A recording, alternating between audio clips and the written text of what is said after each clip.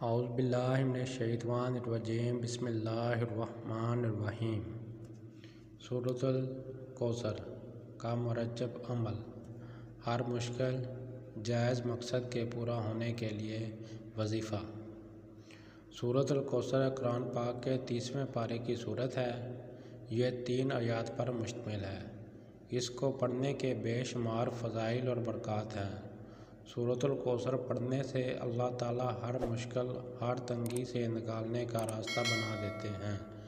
اگر آپ کسی حاجت کو پورا کرنے کے لیے سورۃ کوثر کو پڑھتے ہیں تو اللہ تعالیٰ آپ کی حاجت پوری فرما دیتے ہیں۔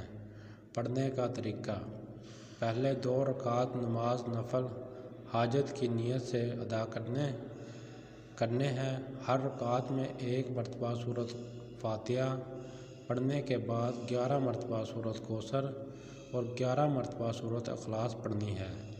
جب آپ 2 رکعت نماز نفل حاجت ادا کر لیں تو اس کے بعد جائے نماز پر بیٹھ کر پہلے 3 دفعہ درود ابراہیمی پڑھنا ہے۔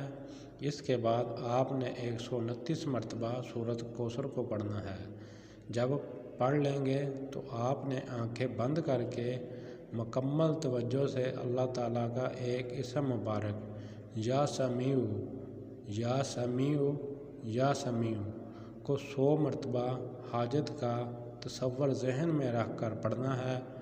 آخر میں 3 دفعہ درود ابراہیمی پڑھ کر رو کر اللہ تعالیٰ سے حاجت کے لیے دعا کریں۔ انشاءاللہ تعالیٰ جو بھی مانگیں گے صبح ہونے سے پہلے حاجت پوری ہو جائے گی۔ پلیز سبسکرائب مائی چینل اور اس ویڈیو کو صدقہ جاریہ سمجھ کر آگے شیئر کریں، اور جو بھائی ہمارے چینل پر نئے ہیں پلیز چینل سبسکرائب کریں۔ اللہ آپ سب کا حامی و ناصر۔